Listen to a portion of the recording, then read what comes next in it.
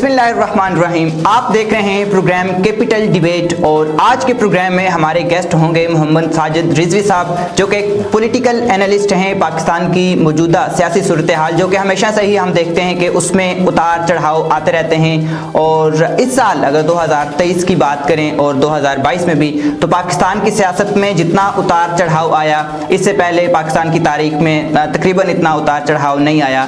आज के प्रोग्राम में हम मौजूदा सियासी सूरत हाल क्या है, और जो हमें पता है कि दो जो सूबाई असम्बलियाँ हैं वो डिज़ाल्व हो चुकी हैं, जिनमें अगले 90 रोज़ के अंदर यानी कि 3 महीनों के अंदर election commission of Pakistan election करवाने का पाबंद है। और मौजूदा सियासी सूरत हाल में हमें इलेक्शंस होते नज़र नहीं आ रहे, और ना ही अभी तक इलेक्शन कमीशन ऑफ पाकिस्तान की तरफ से कोई डेट अनाउंस की गई है। और इसके साथ साथ अगर हम कौमी असम्बली की बात करें तो वहाँ जो PTI के अरकान कौमी असम्बली थे उनके मज़ीद इस्तीफ़े मंजूर होते जा रहे हैं। इसका मतलब यह है कि दोनों सूबाई असम्बलियों के अलावा अब जो PTI है वो कौमी असम्बली से भी यानी कि फारिग हो चुकी है। तो ये तमाम तर एक सियासी सिनेरियो है जिस पे आज हम बात करेंगे। हमारे गेस्ट हैं। सर, सबसे पहले आप तो ये बताएं कि आपको अगले 90 रोज़ में पाकिस्तान में या 2 सूबाई असम्बलियों में इलेक्शंस होते नज़र आ रहे हैं? जी, अस्सलाम वालेकुम रहमतुल्लाहि व बरकातहू। बहुत शुक्रिया। असल में जो इस टाइम पाकिस्तान की सियासी सूरत हाल है वो एक खिचड़ी सी है, जो मिक्स अचार है ना वो बना हुआ है। ऐसा ही बिल्कुल इसका बिल्कुल कुछ नज़र नहीं आ रहा किसमें क्या होने जा रहा है क्या नहीं होने जा रहा। ऐसा ही है।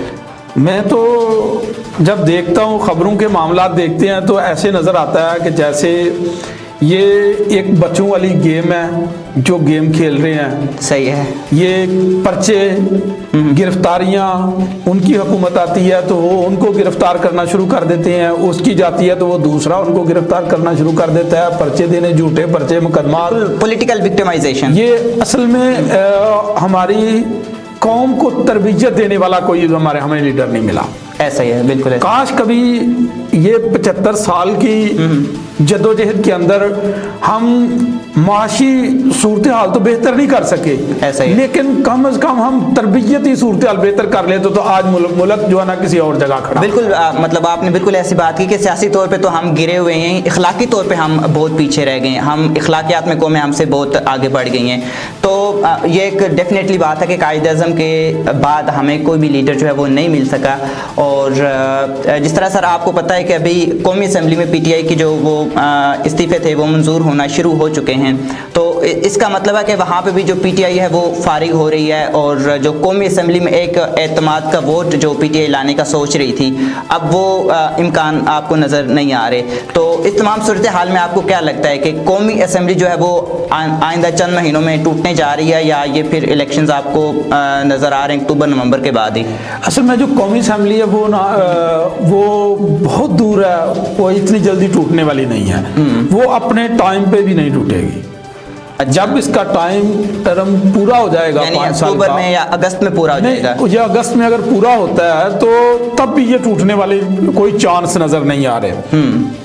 इस वजह से नजर नहीं आ रहे कि हर बंदा अपनी सियासत को बचाने के लिए, अपनी पार्टी को बचाने के लिए, जब इमरान खान था उसको पता था कि मैं नहीं रहूंगा, तो वो जाते जाते मुल्क का वो नुकसान कर गया जो आज तक भुगत रहे हैं। वो नुकसान क्या था?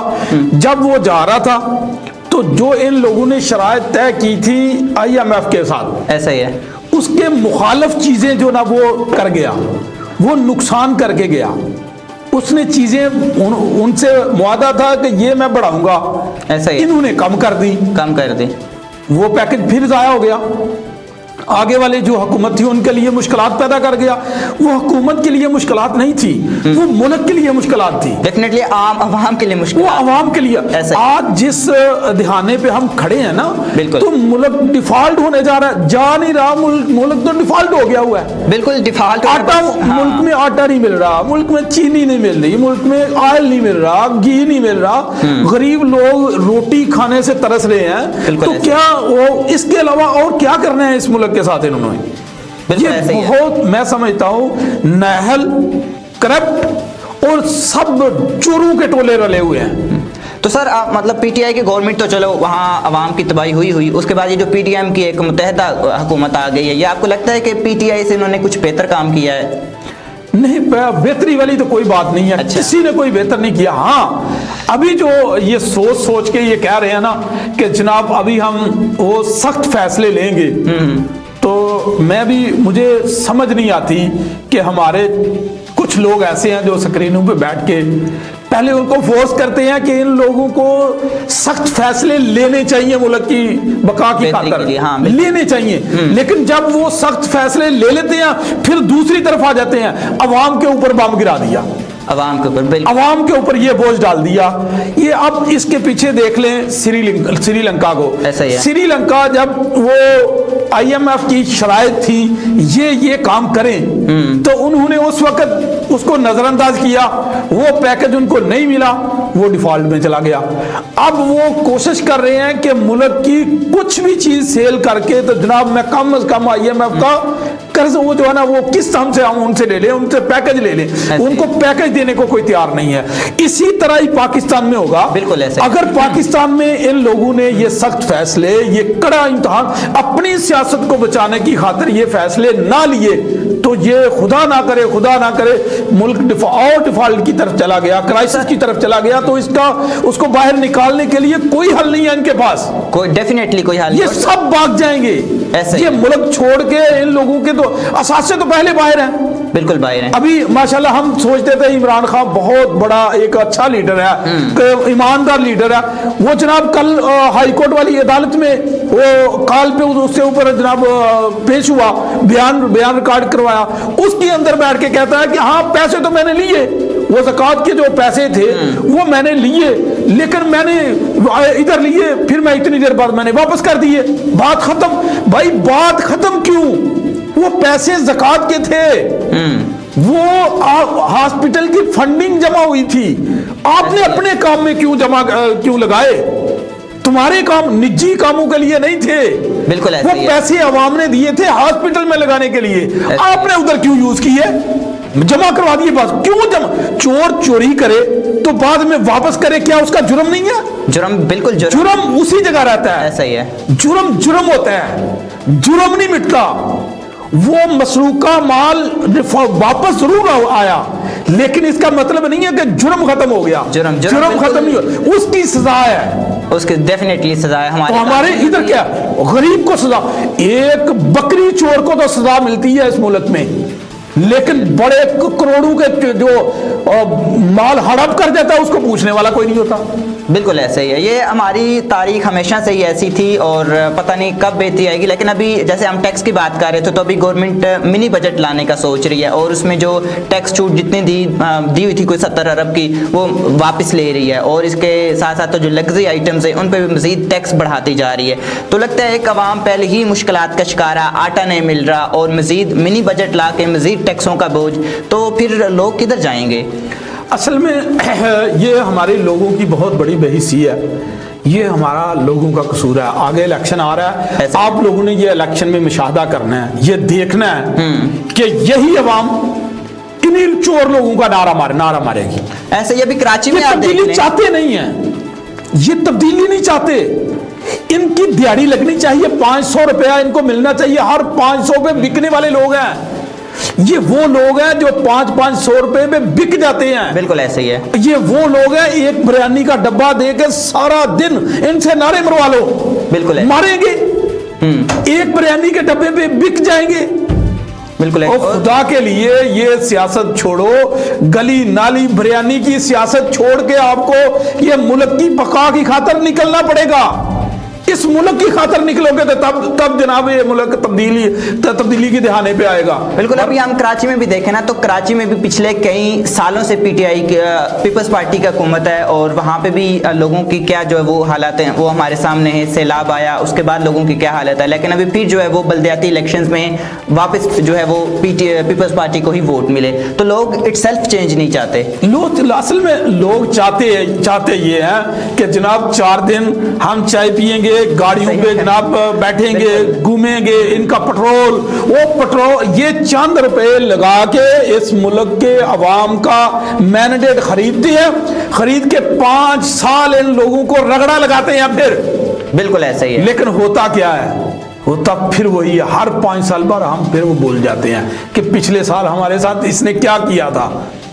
जब तक हम ये गली नाली रोड की सियासत ये छोड़ेंगे नहीं, तब तक मुल्क की बेहतरी नहीं आ सकती। बिल्कुल। अभी ना हम 21वीं सेंचुरी में 2023 में जी रहे हैं और अभी हमारे बुनियादी मसले ही हल नहीं हुए। यानी कि अभी हमारे आटे के मसले हैं, चीनी के मसले हैं, पानी के मसले हैं, गैस के मसले हैं, बिजली के मसले हैं। दुनिया तो अब बहुत आगे की सोच रही है, जबकि हम अभी तक पाकिस्तान जो है वो बुनियादी मसलों से ही बाहर नहीं निकला। और हमारी तमाम सियासत, तमाम जो पॉलिटिकल कैंपेन्स होती हैं वोटिंग के लिए, वो भी इन्हीं चीज़ों पे होती हैं, यानी कि लोगों को बुनियादी मसलों से ही बाहर नहीं आने दिया। तो सर आपको लगता है कि ये कब मतलब चेंज आएगा, जब हम बुनियादी मसलों से निकल के कोई साइंस और टेक्नोलॉजी में कुछ आगे बढ़ेंगे, दुनिया को लीड करेंगे? ये कब आपको लगता है, कब ये मौका आएगा पाकिस्तान के पास? ये सर असल में साइंस और टेक्नोलॉजी बहुत दूर की बात है। बिल्कुल। हम जब तक अपनी कौम को उसकी तरबियत नहीं करेंगे तब तक हम आगे नहीं निकल सकते। हमें सिर्फ अगर ज़रूरत है तो तरबियत की ज़रूरत है। तरबियत हमारे जो लीडरान हैं, जिनकी लोग सुनते हैं, जिनकी लोग मानते हैं, वो तरबियत क्या कहते हैं। ऐसे ही है। मैंने अगर कोई चोरी की है ना, तो मुझसे किसी ने सवाल किया ना कि यार तूने चोरी की है, अपनी चोरी का हिसाब दो, तो मेरा हिसाब देने का अंदाज क्या होता है, मैंने कहा आपने भी तो की थी ना फला दिन। इसका मतलब ये नहीं है कि उस दूसरे ने किया तो मेरी मुझे माफ हो जाएगी। बिल्कुल। हर इंसान को अपना हिसाब, खुद को अकाउंटेबल करना चाहिए, अपना एहतसाब खुद करना चाहिए। लोगों के सामने कोई भी जो लीडर है वो अपने आप को पेश करे लोगों के सामने कि मेरा एहतसाब करो। बिल्कुल। यहाँ पे फिर इल्ज़ाम तराशी शुरू हो जाती है। तो सर आपको लगता है कि अभी हम मतलब इस तमाम जो आपने कहा कि इखलाकी गिरावट का शिकार हैं, तरबियत नहीं है, इखलाकी तौर पर गिरे में कोई सिस्टम नहीं है, यहाँ पे कोई किसी तरह का कोई सहूलियात नहीं है, लोग मुल्क छोड़ के लाखों के हिसाब से हर साल बाहर जा रहे हैं। तो अभी आपको क्या लगता है कि अभी हम क्या वो स्टेप्स उठाएं, क्या वो इक़दामात उठाएं सियासी तौर पे, समाजी तौर पे, मजहबी तौर पे, ताकि मुल्क जो है वो थोड़ा सा बेहतरी की तरफ आए, आम आदमी के हालात बेहतर हों, लोगों को रोज़गार मिले? क्या ऐसे स्टेप्स आपको लगते हैं कि उठाने चाहिए? सबसे पहले तो ये जो अभी किफ़ायत शारी का इन लोगों ने वो एक बिल बनाया, एक लिस्ट बनाई है। ऐसे ही है। ये किफ़ायत शारी इनको आज से कई साल पहले करनी चाहिए थी। ये अवाम की जेबों के ऊपर बहुत बड़ा बोझ है। ये इनकी वजीरों के टोले ये पूरी बारात लेके जब उधर जाते हैं और पूरे गाड़ियां, पूरा स्टाफ और पूरे थाने इनके प्रोटोकॉल में लगे रहते हैं, अवाम का काम करने के लिए नहीं है। जब तक ये शाहाना अंदाज खत्म नहीं करेंगे तब तक ये मुल्क तरक्की नहीं करेगा। इन लोगों को सब कुछ कंट्रोल करना चाहिए।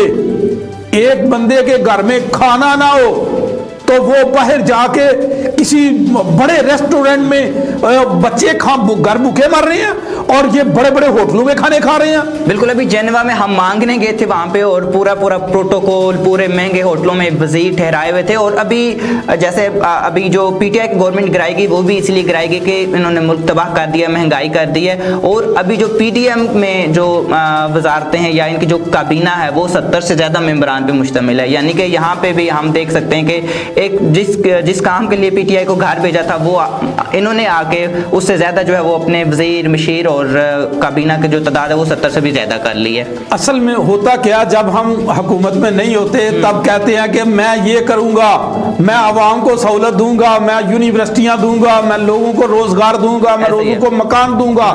जब हुकूमत में आते हैं तो कहते हैं क्या मेरे पास अली बाबा का चिराग है कि मैं रातों रात ठीक कर दूं? ऐसा ही है। तो अगर अली बाबा का चिराग नहीं था तो बाबा जी तुम्हारे पास ये दावे करने को सिर्फ बातें थी, वो बातें ना करते। बिल्कुल। जो कर नहीं सकते थे तुम कर नहीं सकते थे तो बातें करने की कौन सी जरूरत थी आपको? बिल्कुल। जब आपको लोग मैंडेट दे रहे थे, लोगों ने आपको लोग सपोर्ट कर रहे थे, आपके ऊपर पैसे लगा रहे थे, उस वक्त आपको नहीं पता था कि मैं ये तो जिसके लिए पैसे लगा रहे हैं मैं ये काम नहीं कर सकता। बिल्कुल। तो फिर क्यों आपने लिया? लोगों को धोखे में रखा, लोग हद कर दी इस मुल्क के साथ। इस मुल्क का जो कुछ मिला, जिसको मिला वो बेच के खा गया। यार अवाम किधर जाएगी? आप तो भाग जाओगे, आप लोग तो जनाब भाग जाओगे, करोड़ों रुपए हड़प करके इस मुल्क के सब कुछ लूट के भाग जाओगे। अवाम का कोई रास्ता दिखाओ, अवाम, गरीब अवाम किधर से जाए? बिल्कुल, हमें एक्चुअली पाकिस्तान बना ही जो था वो एक फलाही रियासत था, गरीब की बेहतरी के लिए बना था, लेकिन यहाँ पे एक एलीट कैप्चर यानी कि अमीर तबके ने पूरा जो वो सिस्टम को हाईजैक किया हुआ है। तमाम तर वो जो आसाइशें, सहूलियात वो सिर्फ अमीर तबके तक रह गई हैं। तो बिल्कुल ये हमारे पाकिस्तान के सूरत हाल है, और हम अपने प्रोग्राम के ज़रिए ये कोशिश करते हैं कि लोगों में शऊर उजागर करें पाकिस्तान की मौजूदा सूरत हाल है, क्योंकि एक आम आदमी जो है वो अपने वोट के ज़रिए सिस्टम में चेंज ला सकता है। तो हम प्रोग्राम में कोशिश करते हैं कि जो मसाइल हैं उनको उजागर करें। और आज के प्रोग्राम में हमें यहाँ तक इजाज़त दीजिए, और अगले प्रोग्राम में एक नई किस्त के साथ, एक नए टॉपिक के साथ आपकी खिदमत में हाजिर होंगे। अल्लाह हाफिज़ और अल्लाह नेगहबान।